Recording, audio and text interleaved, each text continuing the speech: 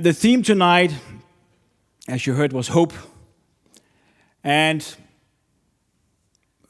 I just have this feeling that for some of you who are here tonight, you find it a bit funny is hope because you've really felt these last times that you are hopeless. That there is simply no hope. What could I do? What can I do? There is no hope. And I hope you will find that tonight. Find hope. Because Jesus Christ, He is hope. Living hope. He is so good. So, we are gifted with hope. If you have Jesus in your heart, you're gifted with hope. And that's good. You know, when we look around these Christmas times, it's difficult to see what it's all about. When we go into the mall or wherever we are, it looks like it's Santa, all the things. It's about Santa, it's about buying things. It's about all that. It's about last Christmas, I gave you my heart. It's all about that, right? But it's not. It's really about the greatest event in history. The greatest event in history was when Jesus, He was born. When God sent His own Son to save us. This is His birth that we are celebrating tonight. Celebrating the 24th. When the darkness was greatest, God sent His Son to light up the world. And that leads me to my first slide. You, Lord, keep my lamp burning. My God turns my darkness into light. With your help, I can advance against troop. With my God, I can scale a wall. When we have Him in our hearts, when we walk with Him, run with Him, whatever we do with Him, we can scale everything together with Him. There's a verse in Romans 12:12. It says, be joyful in hope. Isn't that great? Be joyful in hope, patient in afflictions. How many have tried to have afflictions? How many have it daily? Afflictions. How many know it's difficult to be patient in afflictions? I know. And be faithful in prayer. Prayer, is that not that thing where you go into your room and lock the door and pray? Yeah, it could be, and it is also that. But it's also just a living style of prayer. I pray a lot during the day. And as Christian said, but don't you have a normal work? Yeah, I do have a normal work. And I actually pray there. Maybe not loud, maybe not with my lips moving. But sometimes, I just thank you, Jesus, for that, thank you for that, and help me with this. And I pray a lot. And I use the silent moments I can get to pray because I found joy in prayer. I'm actually coming to the anchor, so no worries about that. Just to give you a hint. I know it's in here. It's not tucked away. It's actually free to see. If it keeps open. Oh, anyway. Locks away. Great door, Christian. Anyway. You have your drilling machine with you, so I know you can fix things. All right. So there was this guy called Jairus, he's one from the Bible, and he had a daughter who was sick. And just want to go into that story shortly. Then there was one of the synagogue leaders named Jairus. He came, and when he saw Jesus, he fell at His feet. He pleaded earnestly with Him, my little daughter is dying. Please come and put your hands on her so she will be healed and live. So Jesus, He went with him, and a large crowd followed Him and pressed around Him. All right, so sometimes we are in difficult times, sometimes we are in need of something.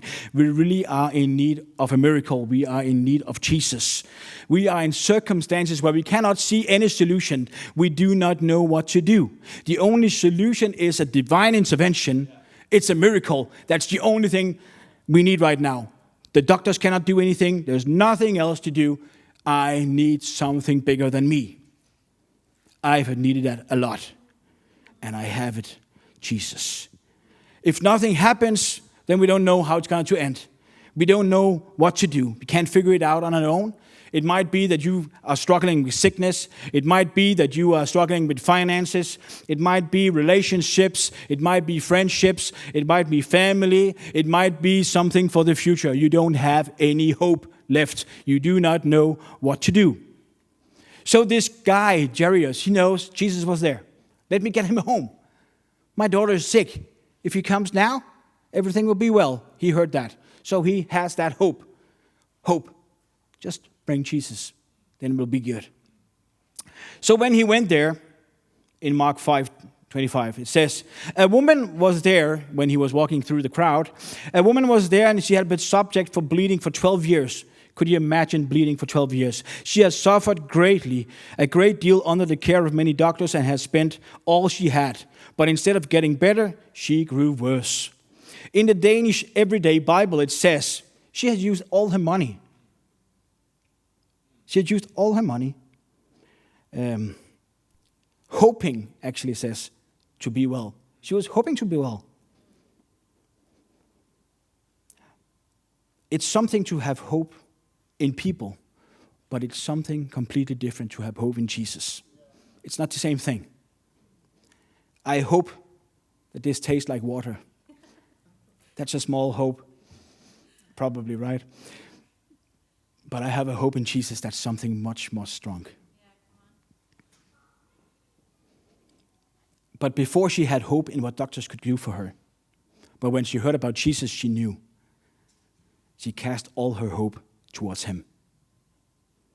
So now we come to the verse. We have this hope as an anchor for the soul, firm and secure. It enters the inner sanctuary behind the curtain or behind the door where Jesus has gone on our behalf. So I actually didn't really know there was an anchor up here today, so I made preparations anyway. So I have this friend from work. He's very much into sailing. And so, I am getting older and I have something in my hand. Anyway, so we have this thing. And when I saw the bag, I put it in. I think that was actually quite good. Because often we are in Dalmatusen, right? Shopping. And we need hope. Because can I pay for what I want to buy today? Well, it says on the other side, you made the right, you have made a sustainable choice. Yeah. So Jesus is a sustainable choice. Thanks a lot. All right. So he told me that this here, and it's much more easy to use than this one, right? It's difficult to go to Raymond with this one, but you can have this one. It's like a pocket one. You can keep it with you. You can have it in a bag. All right? No, we need the string. You can have it with you, and you can unleash it because now I need hope. Jesus, something is wrong here. I don't know how to deal with this thing. The situation that I'm in right now, but I need your help. And I have this hope, and it's like an anchor. And I fold it out, and I throw it down, and now it's locked. Hey. And then you threw it of something that sticks. Let's use this one. Let's use the anchor. I'm destroying this door before the end of. So, and again. Sorry.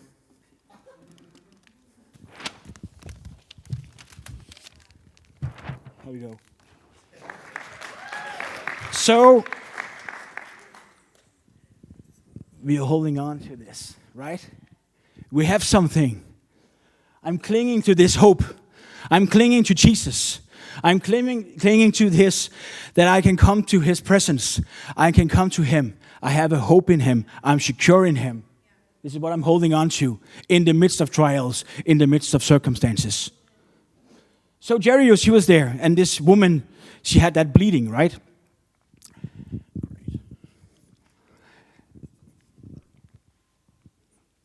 When she heard about Jesus, she came up behind him in the crowd and she touched his cloak because she thought, if I just touch his clothes, I will be healed. Immediately, the bleeding stopped, and she felt in her body that she was free from her suffering. At once, Jesus realized that a power had gone out from him. He turned around in the crowd and asked, "Who touched me? Who touched my clothes?" You see the people crowding against you, his disciples answered, and yet you ask, "Who touched me?" But Jesus looked around to see who had done it. Then the woman, knowing what happened to her, came and fell to his feet, trembling with fear, told him the whole truth, and he said to her, "Daughter, your faith has healed you. Go in peace and be freed from your suffering." This is an amazing story. This is a story that we hear quite often if you come to church. But 12 years, can you imagine? And she was there. She just got that hope. Now, I cannot trust in doctors anymore. I can trust in Jesus. I can hope in him. I just throw my anger at him. I just need to touch. I just need to touch. And there it is. And she did that. She just grabbed it. And she had a miracle happening to her right away. Well, funny story about that one. I was in a pizza parlor one time. And I was scrolling through as we were waiting for the pizza. I was scrolling through and I was seeing videos. And when I saw a video, I saw The Chosen. Does anyone know The Chosen video? Yeah, have you seen this scene in The Chosen? Yeah, it's dangerous. I was looking at that scene, and I've read the story like 1,000 times before.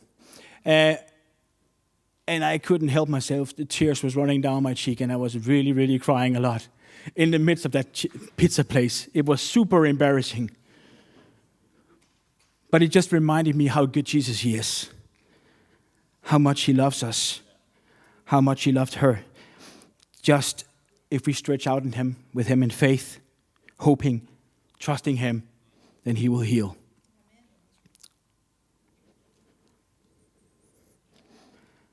So, as Jesus was still speaking to the woman there, some people came from the house of Jairus, the synagogue leader. "Your daughter is dead," they said. "Don't bother the teacher anymore." Overhearing what they said, Jesus told him, "Do not be afraid. Just believe." Can you imagine? He was going to heal his sick daughter, and all of a sudden she was dead. He had hope before, but now his hope was kind of struggling. This is not the same anymore. This is a bit more. I need more hope. I need more hope. So many times in our lives we feel like it's too late. We just want to give up. We want to stop believing. No hope at all. Just giving up on our prayers or what you've been praying for a long time. And there is Jesus just reminding us, do not be afraid. Just believe. Do not be afraid. Just believe. There's so many prayers that you and I have been praying. And Jesus is telling us, don't be afraid. Just believe. So many prayers that I have also seen answers to. One time when I was in Africa, I was praying. We were at a campaign and there was a lot of sick people around, and I was praying for the sick people every night. And we were there 5 nights, and I was praying.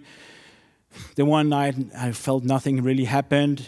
I asked them, "Do you feel something? Something happened to you?" "No." "Oh, sad." "Okay."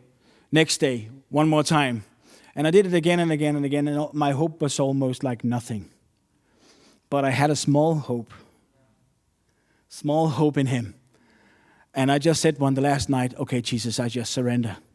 It's not about me anyway, it's about you. And I just want to be willing hands. And I know you can, and I know you will. And I just place my trust and hope in you." And I prayed again and then asked this guy, "So, can you hear now?" He was deaf.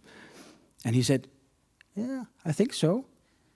"Okay, can you say," and no African person can say Morten correctly. They always say Morten or Motor or Morgan. I've been called everything and I answer yes every time. But then I asked him, "Can you say Morten?" And he said more Danish than anyone, "Morten." I guess he's healed. And he was coming up on stage and he was proclaiming, "Yes, I've been healed. I was born deaf and now I can hear," and everything. And he was really wonderful. And I was just so touched by God. I couldn't stop crying. That story I was so super touched because I know God, He was willing to use me. How amazing is that? When I put my trust in Him, when I hope Him just a bit, He can use me. He can use you if we just dare to trust Him. Just a tad, just a small thing. Just dare to trust Him and put your hopes in Him. He can use you.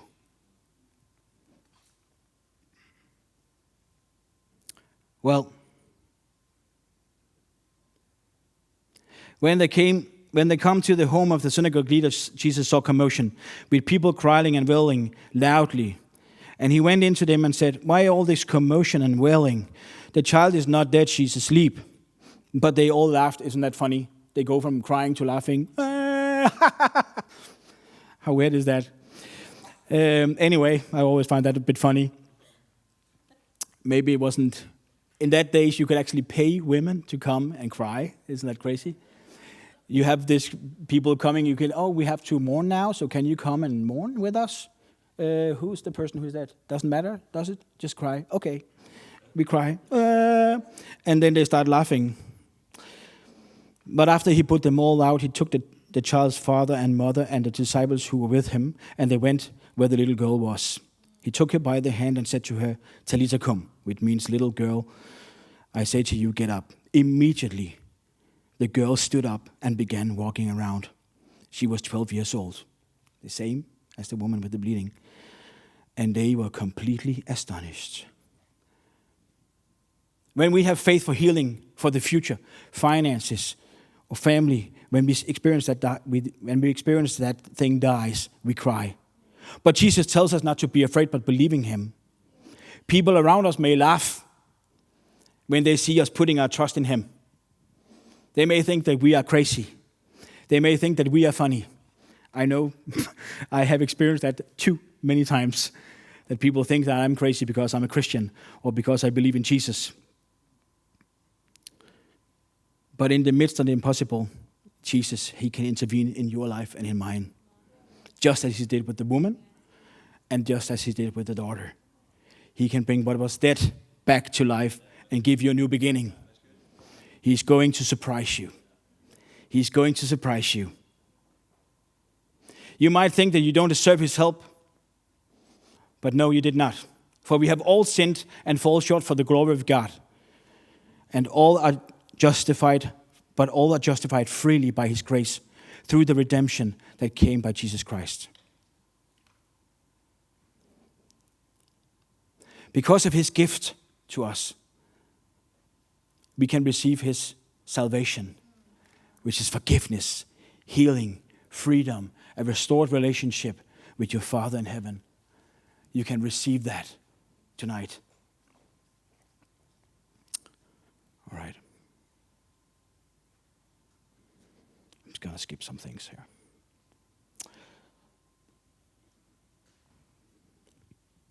Jesus, He wants us to put His hope in Him. And it's easy to do. You can throw your hope on Him. Just that small thing I was talking about for. A small thing. Cling to Him and hold on to Him. So many times, as I also told with that story with the prayer for the deaf people there, I experienced that God came because I just had a small hope. And when I'm speaking to non-believers, which I often do also at my work, they often ask me, why is it that you believe in Jesus? Why is it? And it's actually quite a good question because you're with them every day, so you really have to think about what you say. But the main thing is that I have always hope. I am free. I really feel free. I have peace. I know that I'm never alone. I am never, ever alone. He is always there. He follows me everywhere. Even if I die, He's there. I know He's with me, and I know where I'm going. And that's it. I know where I'm going. So my friend, he told me, when there's a storm, you actually throw down the anchor. And the anchor will keep you safe in a storm, so that you won't break to the cliffs or anything. Your ship won't drift apart and drift into the cliffs or anything. It will stay where it's supposed to stay if the anchor is good placed in the good sediment, and it's good placed here. So you will not drift away. And I am not drifting away. You are not drifting away if you give your life to Jesus. If you want to follow him. Can I get the piano up again? Maybe the worshipers can come up.